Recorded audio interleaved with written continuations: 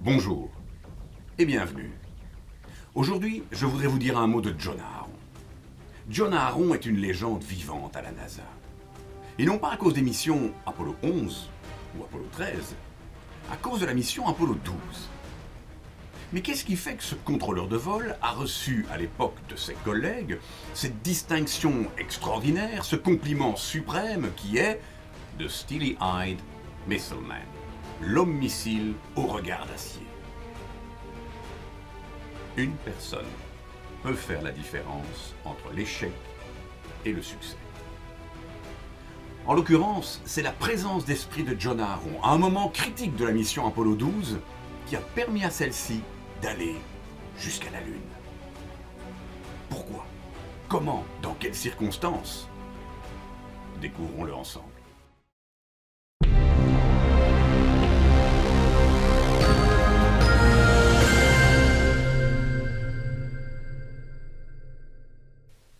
Mais plantons tout d'abord le décor. Le contexte, c'est celui du programme Apollo. Le programme Apollo fait suite au programme Mercury et Gemini et a comme ambition d'emmener l'homme jusqu'à la Lune.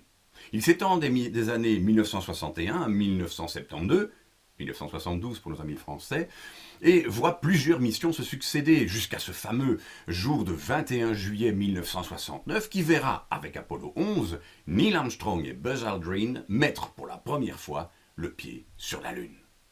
Mais quelques mois plus tard, en novembre 1969, Apollo 12 est prête à s'élancer. À bord de la fusée, dans la capsule, se trouve l'équipage de cette mission. Vous les découvrez comme moi maintenant à l'écran, de gauche à droite, le commandant de bord, Pete Conrad, Richard Gordon, Alan Bean. Ces trois hommes ont évidemment un rôle crucial et, tout comme l'équipage et le commandant à bord d'un navire, sont seuls maîtres à bord après Dieu. Toutefois, dans le cadre d'une mission spatiale, la mission est quand même largement gérée, pilotée du sol, dans notamment ce qu'on appelle le MOCR, c'est-à-dire le Mission Operations Control Room. C'est la salle de contrôle de Houston.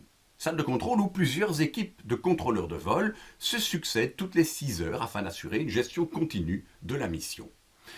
Les équipes portent des noms, des couleurs en fait, c'est une tradition à la NASA, et pour le lancement, l'équipe en charge est l'équipe Gold, l'équipe Or. Elle est pilotée par un directeur de vol, un flight director, qui s'appelle Gerald Griffin. Gerald Griffin a 35 ans, il a quelques années de directeur de vol derrière lui, mais c'est sa première mission en tant que lead flight director, c'est-à-dire le directeur de vol qui pilote, qui chapeaute l'ensemble des équipes et donc l'ensemble des autres directeurs de vol. L'instant est donc d'importance pour lui, c'est une mission spécial, certainement.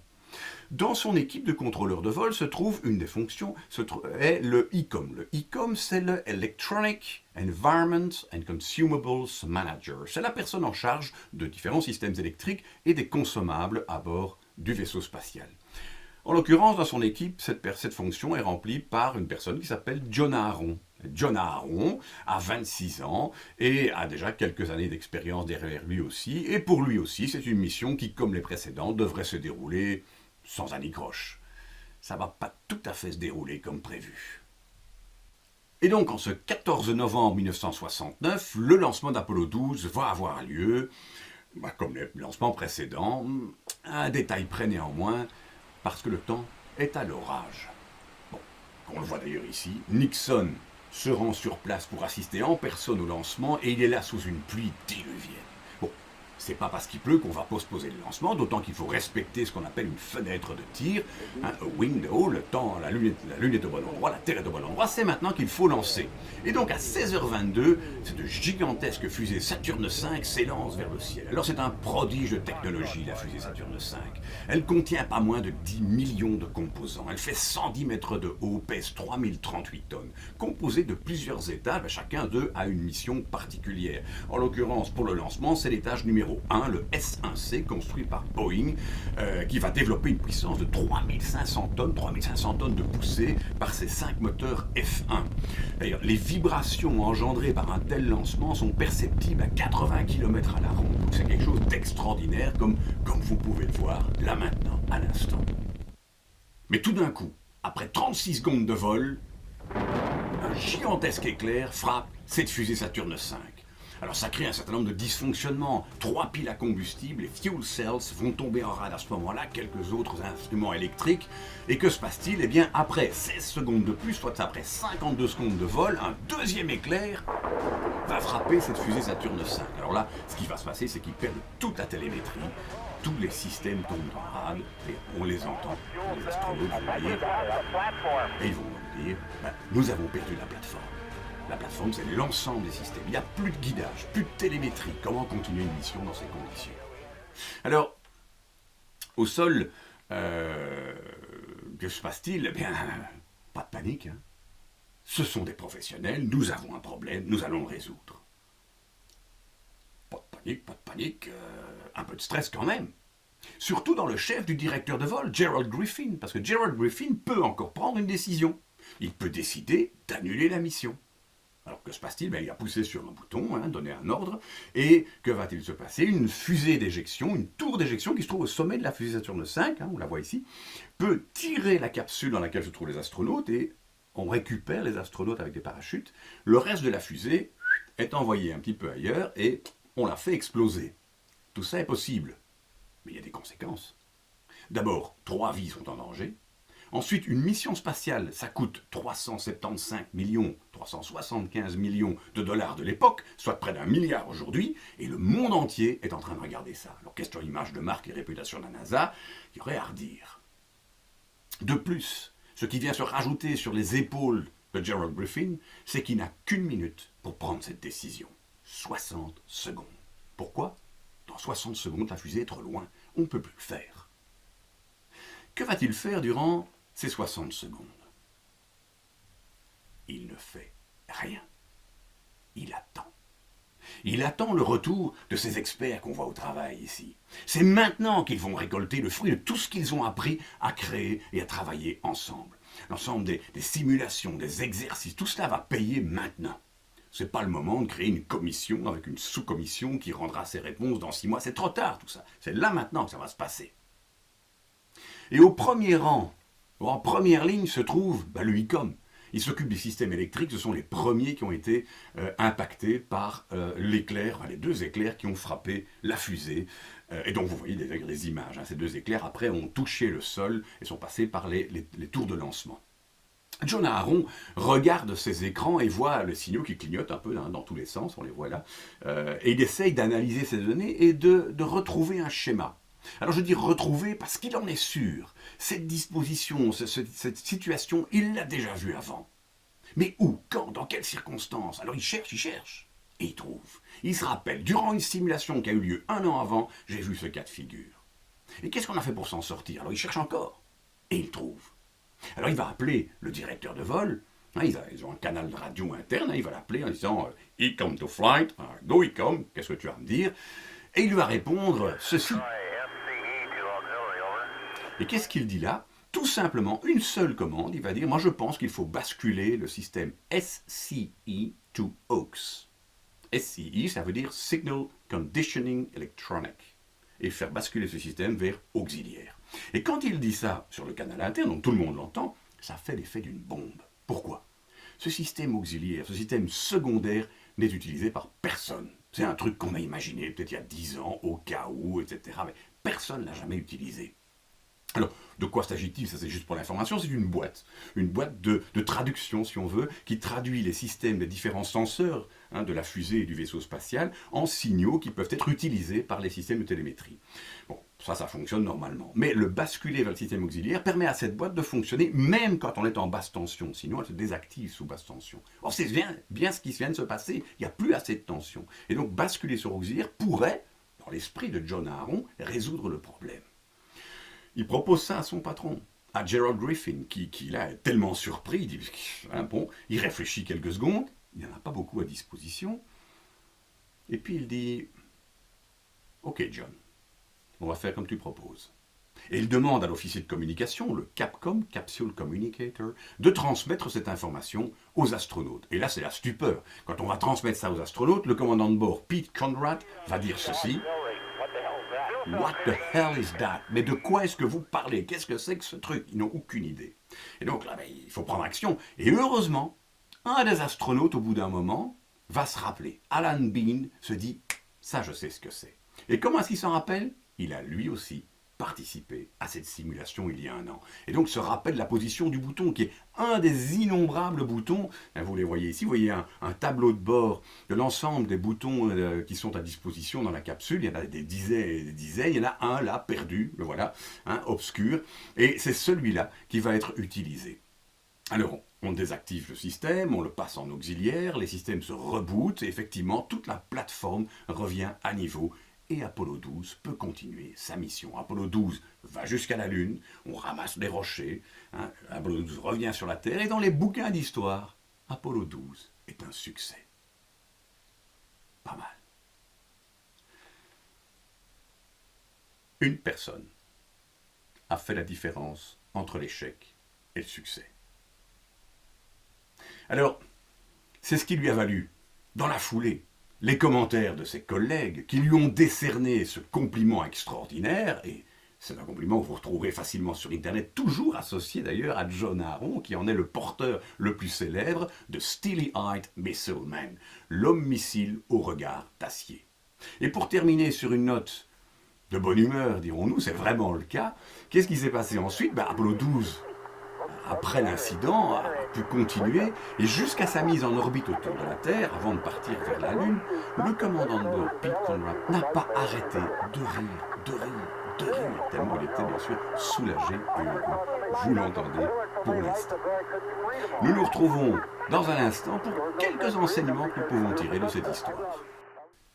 Alors quels sont les enseignements, les quelques enseignements que l'on peut tirer de cette aventure qui nous a emmenés presque aux portes de la Lune? Il y en a plusieurs.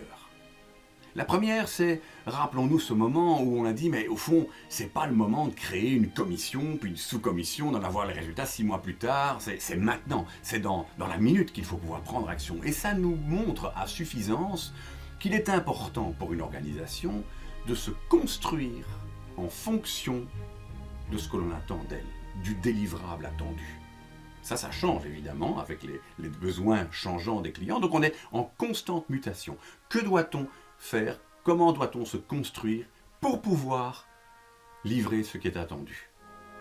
Alors ça peut prendre des mois ou des années de se construire comme ça, et c'est un effort perpétuel d'adéquation. Mais ça nous permettra, en tout cas eux, ça leur permet d'intervenir dans la minute, car les systèmes, les procédures, les personnes, les connaissances ont été créées, établies de telle manière à ce que ce soit possible. Pour nous, ça peut être une action à prendre dans la minute, dans l'heure, dans la semaine, ça dépend du délivrable. Mais il faut cette vigilance, cette flexibilité, cette agilité pour pouvoir faire cela en continu. Maintenant, revenons-en à la proposition de John Aaron. Il pense tout d'un coup à cette idée complètement, peut-être presque farfelue, je dirais, en tout cas très étrange, qui sort tout à fait de l'ordinaire, et c'est précisément ce que n'attend pas son patron. Son patron attend probablement un schéma un peu classique. Il est très surpris lorsqu'on lui propose cela, un peu décontenancé d'ailleurs. Qu'aurait pu faire John Aaron avec son idée tellement étrange, à la place de le communiquer à son patron? Mais il pouvait se taire. Personne n'en aurait jamais rien su. Et au bout d'une minute, Gerald Griffin aurait dit « Bon, ok, pas d'idée, la NASA décide collégialement d'interrompre, d'annuler cette mission. » Mais non, évidemment, il ose venir avec son idée. Pourquoi? Parce qu'il vit dans une organisation où l'on encourage les personnes à venir avec leurs idées. C'est une culture d'entreprise. Et il sait bien entendu que quand il vient avec son idée, il sait aussi que de temps en temps, son idée est acceptée, de temps en temps, elle va être refusée. Mais dans un cas comme dans l'autre, on lui dira pourquoi.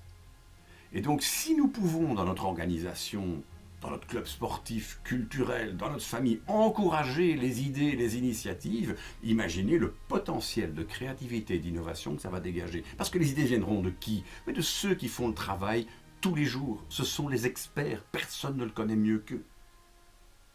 Maintenant, cette idée, elle est venue comment? Il a eu tout d'un coup, comme ça, une inspiration divine qui lui a dit « Basculer SCE to Hawks ». Mais non, il se rappelle de quoi? Il se rappelle d'une simulation qui a eu lieu 1 an avant. On a investi dans les compétences métiers de ce monsieur. Autrement, c'est pas possible de jouer un jeu pareil. Et donc, ces compétences métiers, c'est pas seulement une question de formation, ils ont eu une formation, ils ont eu un savoir, une connaissance, non seulement John Aaron, mais son alter ego Alan Bean qui est à bord de la capsule. Donc il y a les deux partenaires nécessaires, ça peut être un fournisseur et un client, ça peut être deux partenaires, ça peut être plusieurs personnes. Donc les différents éléments dans le processus, les différentes personnes doivent bien sûr avoir le même degré de connaissance et de savoir. Mais pas uniquement cette connaissance et ce savoir. Parce que ce n'est pas d'une connaissance et d'un savoir dont se rappelle John Aaron, de quelque chose qu'il a trouvé dans un bouquin, il se rappelle d'une simulation. Sans l'expérience, sans la pratique, une formation, la meilleure qu'elle soit, elle n'aboutira à rien. Il faut pratiquer, il faut l'utiliser. Est-ce que nous sommes vigilants à cela? J'ai reçu une formation, est-ce que je la mets en application? J'ai proposé une formation à l'un de mes collaborateurs, est-ce que je m'assure qu'il puisse la mettre en œuvre et l'utiliser? Ça, c'est la condition à laquelle ça portera vraiment des fruits. Enfin, que fait le patron après avoir reçu cette idée? Il fait confiance à son contrôleur de vol. S'il ne fait pas confiance à ce moment-là, il ne le fera jamais. Et c'est là un des piliers de la délégation responsable, sujet que nous aurons certainement l'occasion de développer dans une autre vidéo autour d'une autre histoire. Dernier point, après l'histoire, après la résolution du problème, que se passe-t-il? Il y a un signe de reconnaissance qui vient des collègues de John Aaron, de Steely-Eyed Missile Man, l'homme missile au regard d'acier.